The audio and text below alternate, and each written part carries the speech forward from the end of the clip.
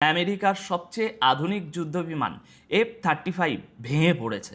শত্রুর আকাশে নয়, আমেরিকার নিজের মাটিতে।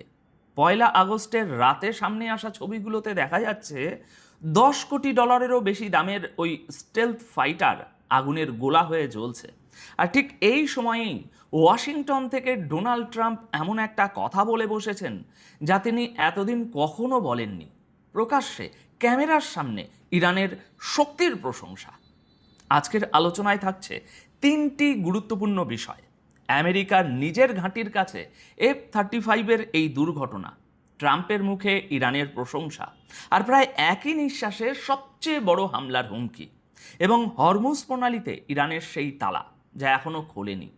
কিন্তু এর ভিতরে একটা প্রশ্ন লুকিয়ে আছে যেটা পুরো আলোচনার শেষে আমরা মেলাবো। ট্রাম্প বলছেন ইরান প্রায় শেষ, তাহলে সেই ইরানের সঙ্গেই তিনি চুক্তি করতে চাইছেন কেন? দর্শক বন্ধুরা, প্রথমে আসা যাক যুদ্ধবিমানের খবরে। খবর অনুযায়ী সান দিয়াগোর কাছে মিরামার মেরিন কোর এয়ারবেসের আশেপাশে একটি মার্কিন F-35 যুদ্ধবিমান দুর্ঘটনার শিকার হয়। এরপরই বিমানটি আগুন লেগে নিচে নেমে আসে। প্রতিবেদনে বলা হয়েছে দুর্ঘটনার ঠিক আগে পাইলট বিমান থেকে বেরিয়ে আসতে পেরেছিলেন। তাকে নিরাপদে উদ্ধার করে চিকিৎসার জন্য হাসপাতালে পাঠানো হয়। দুর্ঘটনার কারণ এখনো পরিষ্কার নয়। কোনো পক্ষ থেকেই নির্দিষ্ট কোনো ব্যাখ্যা এখনো সামনে আসেনি। এখন প্রশ্ন হচ্ছে, একটা বিমান দুর্ঘটনা নিয়ে এত আলোচনা কেন? কারণ এটা যে কোনো বিমান নয়। F-35কে ধরা হয় পৃথিবীর সবচেয়ে অত্যাধুনিক স্টেলথ যুদ্ধবিমানগুলোর একটি হিসাবে। এই বিমানই আমেরিকার সামরিক শ্রেষ্ঠত্বের প্রতীক। সেই বিমান যখন যুদ্ধক্ষেত্র নয়, আমেরিকার নিজের মাটিতেই এভাবে পড়ে গিয়ে ধ্বংস হয়ে যায়, তখন সেটাকে বড় ধাক্কা হিসাবেই দেখা হচ্ছে। আর এই ধাক্কাটা এমন একটা সময়ে এলো যখন আমেরিকা ইরানের সঙ্গে যুদ্ধের ভিতরে দাঁড়িয়ে আছে। প্রতিটা ক্ষতি এই মুহূর্তে শুধু সামরিক হিসাব নয়, ভাবমূর্তিরও হিসাব। আচ্ছা, এবার আসা যাক ওয়াশিংটনের কথায়। শেষ পর্যন্ত ডোনাল্ড ট্রাম্পও ইরানের শক্তি আর মনোবলের প্রশংসা করে ফেললেন, এবং সেটা কোনো ঘরোয়া আলোচনায় নয়, একেবারে সংবাদ মাধ্যমের ক্যামেরার সামনে। 31শে জুলাই রাতে ট্রাম্প বলেন বেশিরভাগ দেশ এতদিন হার মেনে নিত। তার কথায় এত বোমাবর্ষণের পরও ইরান এখনও দাঁড়িয়ে আছে, আর এর জন্য তিনি ইরানকে কৃতিত্ব দেন। ক্যাবিনেট বৈঠক চলাকালীন সাংবাদিকরা তাকে সরাসরি জিজ্ঞাসা করেন ইরানের সঙ্গে যুদ্ধ থামানোর সমঝোতা কিভাবে এগোবে। ট্রাম্প এর কোনো পরিষ্কার উত্তর দেননি। তিনি শুধু বলেন আমরা শুধু জিততে চাই। এরপর প্রশ্ন আসে হরমুজ প্রণালী নিয়ে। পরিস্থিতি স্বাভাবিক করতে আমেরিকাকে আর কত হামলা চালাতে হবে? ট্রাম্পের জবাব, সেটা কেউ জানে না। এই জায়গায় একটু থামুন। বিশ্বের সবচেয়ে শক্তিশালী দেশের প্রেসিডেন্ট বলছেন যুদ্ধ কোথায় গিয়ে থামবে তা কেউ জানে না। এই একটা বাক্যের ওজন অনেক।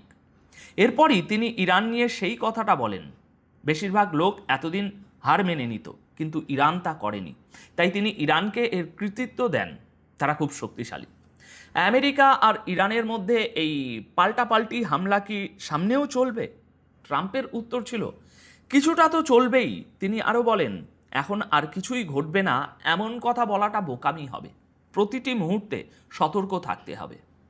দেখুন, এর অর্থ হতে পারে প্রথমবারের মতো ট্রাম্প খোলাখুলি স্বীকার করে নিলেন যে ইরান প্রত্যাশার চেয়ে অনেক বেশি শক্ত হয়ে লড়ছে, এবং আমেরিকা নিজেও এখন বলতে পারছে না এই যুদ্ধ কবে শেষ হবে। কিন্তু এর মানে এই নয় যে আমেরিকা হার মেনে নিয়েছে, কারণ ঠিক এর পরেই ট্রাম্পের গলা আবার বদলে যায়। বড় ক্ষতির পরেও তার হুমকি থামার নাম নিচ্ছে না। সাম্প্রতিক বক্তব্যে তিনি বলেছেন ইরানের উপর সবচেয়ে বড় হামলাটা এখনও বাকি আছে। ট্রাম্প বলেছেন আমেরিকা ইরানকে এতটাই খারাপভাবে মারবে যে শেষ পর্যন্ত ইরান নিজেই বলবে আমরা আর সহ্য করতে পারছি না। এটা ট্রাম্পের নিজের ভাষা। তিনি পরিষ্কার বলেছেন আমেরিকা এই যুদ্ধ জিততে চায় এবং ইরানকে কোনো অবস্থাতেই পারমাণবিক অস্ত্র হাতে পেতে দেওয়া যাবে না। 31শে জুলাই রাতে ক্যাম্প ডেভিডে ক্যাবিনেট বৈঠকের সময় ট্রাম্প জানান আমেরিকা সামনেও ইরানের উপর অত্যন্ত কঠিন হামলা চালিয়ে যাবে। নিজের সেনা আর সামরিক সরঞ্জামের বড় ক্ষতির পরেও তিনি বলেন আমরা শুধু জিততে চাই, আর আমরা খুব ভালো করছি, যতটা সম্ভব নরম থাকার চেষ্টা করছি, কিন্তু ইরান খুব খারাপভাবে ধ্বংস হচ্ছে। দর্শক, এখানেই আসল মজাটা। যেসব প্রতিবেদনে বলা হচ্ছিল ইরান এখনও শক্ত অবস্থানে আছে, ট্রাম্প সেগুলোকে উড়িয়ে দিয়েছেন। অথচ এই একই বক্তব্যেই তিনি নিজে বলছেন ইরান শক্তিশালী। একই বৈঠকে একই মুখে দুটো পরস্পর বিরোধী কথা। ট্রাম্প দাবি করেছেন ইরানের অবস্থা খুবই খারাপ, ইরান প্রতিটি বিষয়ে অসততা করেছে। তিনি আরও দাবি করেছেন মাত্র 5 মাসের এই যুদ্ধে আমেরিকা ইরানের সামরিক সক্ষমতা প্রায় ধ্বংস করে দিয়েছে। অর্থাৎ ট্রাম্পের ভঙ্গি বলছে আমেরিকা এই মুহূর্তে পিছু হটার মেজাজে নেই, বরং সামনের দিনগুলোতে ইরানের উপর আরও বড় হামলার প্রস্তুতি চলছে। কিন্তু এখানে কয়েকটা প্রশ্ন থেকে যাচ্ছে, যেগুলোর উত্তর ট্রাম্প দিচ্ছেন না। ইরান যদি সত্যি সত্যি ধ্বংস হয়ে গিয়ে থাকে, তাহলে সেই ইরানের সঙ্গে চুক্তি করার এত তাড়া কেন?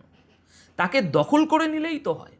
মধ্যপ্রাচ্য থেকে নিজেদের সেনা সরিয়ে আনার প্রয়োজন কেন পড়ছে? যে খবর সদ্য সামনে এসেছে, মার্কিন সেনারা কেন মারা যাচ্ছেন সে উত্তরও নেই।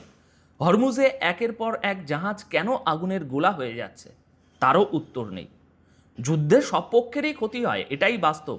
এমন তো নয় যে একদিক থেকে মিসাইল আসছে আর অন্য দিক থেকে ফুল ঝরছে।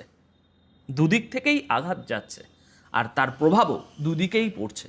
তবু ট্রাম্প এমন একটা পরিবেশ তৈরি করতে চাইছেন যাকে বলা যায় চোখে ধুলো দেওয়া। কিন্তু দুনিয়া ক্ষতিটা নিজের চোখেই দেখছে। আর সেই ক্ষতির প্রসঙ্গেই ইরানের দিক থেকে এসেছে একটা কঠিন বার্তা। আমেরিকার জন্য এখন কফিনও সামরিক সরঞ্জামের অংশ হয়ে গেছে, আর মার্কিন সেনারা মারা যেতেই থাকবেন। এই কড়া হুঁশিয়ারি দিয়েছেন ইরানের অন্যতম শীর্ষ সামরিক কমান্ডার। 31শে জুলাই ইরানের খাতাম আল আম্বিয়া কেন্দ্রীয় সদর দপ্তরের commander major general Ali Abdullahi একথা বলেন। তিনি বলেন, আমেরিকা আর তার সঙ্গীরা এখন গভীরভাবে বুঝে গেছে যে এই অঞ্চলে তাদের কফিনও তাদের সামরিক সরঞ্জামের একটা অংশ হয়ে দাঁড়িয়েছে।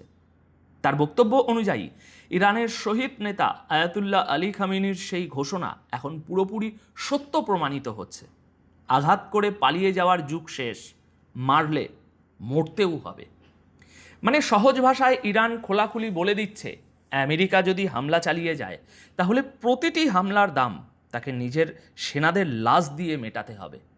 এটা কোনো সাধারণ রাজনৈতিক বক্তব্য নয়, এটা সামরিক নেতৃত্বের দিক থেকে আসা একটা সিরিয়াস সতর্ক বার্তা।